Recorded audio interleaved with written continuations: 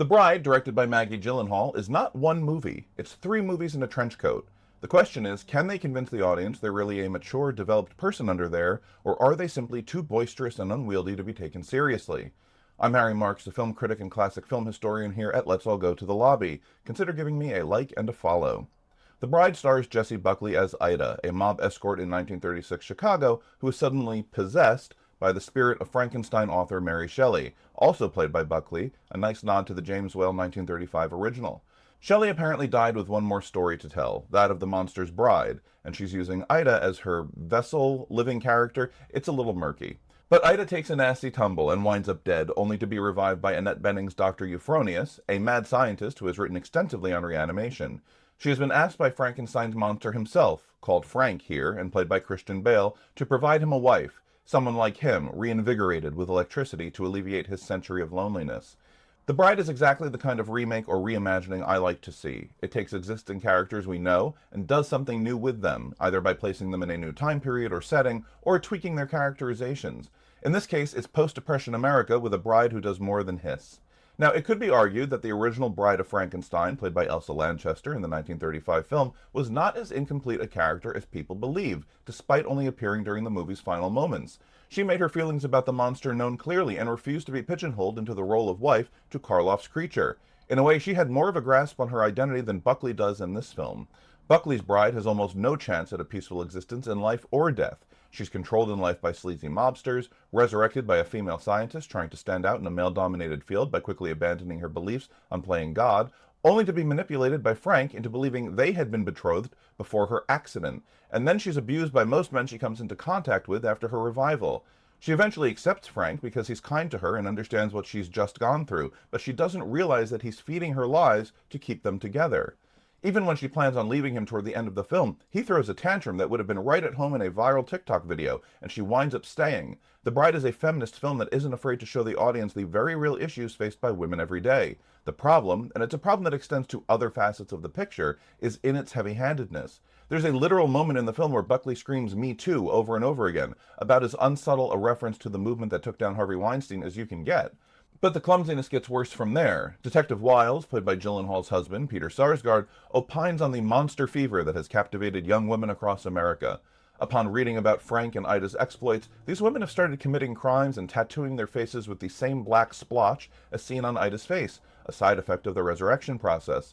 But Wiles asks his assistant, Myrna Malloy, played by Penelope Cruz, why aren't these women inspired by the first female astronaut or someone of similar achievement? Do we need him to say that out loud?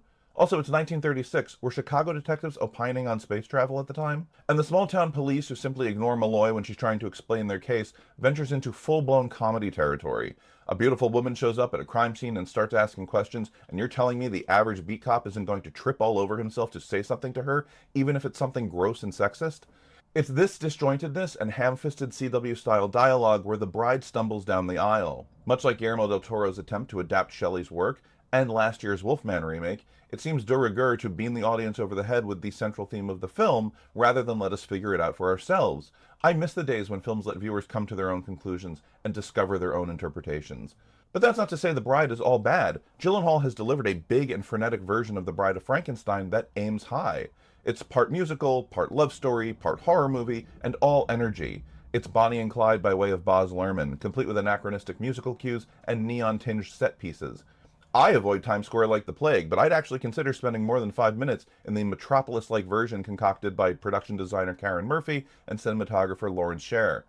As for Bale and Buckley, they're both superb. Bale is reserved and nervous at first, trying hard to blend in and not offend the rest of society when we first meet him. He slowly comes out of his shell and even sheds his British accent after he meets Ida, adopting a strange combination of Chicago and New York dialects.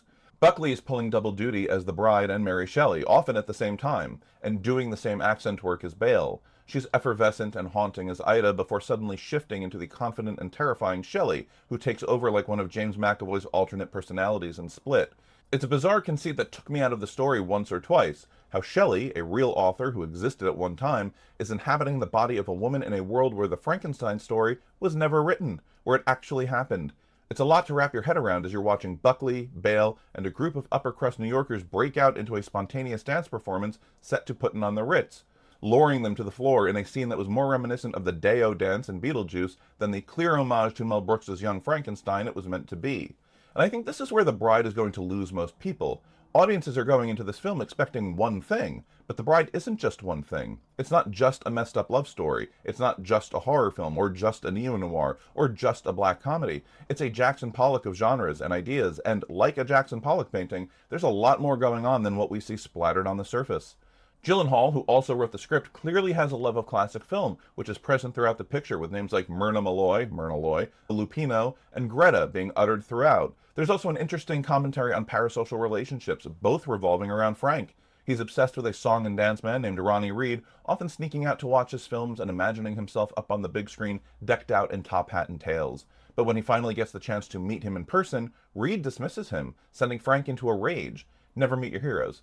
Then there's the marital relationship he has concocted for himself in his mind, centered around a random woman he's never met and decided to bring to life. And while she's reluctant at first, she slowly comes around to love him, and in turn, he changes himself to fit her. There's an idea there I wish had been explored further. But above all, we get a bride character who struggles with identity and agency. She's literally two different people when we meet her, and now she's ripped away from death and given a new life by a monster of a boyfriend, take that however you wish, who lies to her and manipulates her so she will stay with him. Frank is supposed to be a protagonist, but he comes off as an incel who believes he's owed a companion and will do anything necessary to keep her with him, even if that means killing people in the process. Again, a fascinating idea that just isn't given the time to be fleshed out in this Frankenstein's monster of a film. The Bride is not going to be a movie for everyone, and even as I was writing this review, I struggled with how to rate it, or whether I even liked it. But I think despite its many flaws, The Bride is the kind of movie I want Hollywood to make more of. It's a remake that tries new things, even if they don't always land. It has a voice and an aesthetic all its own. Could a more seasoned director have made a more cohesive film tailored to mainstream audiences? Sure, but then it wouldn't be The Bride. The Bride, written and directed by Maggie Gyllenhaal and starring Jessie Buckley and Christian Bale, gets 3.5 stars from me. It's in theaters now. As always, thanks for watching, and I'll see you next time in the lobby.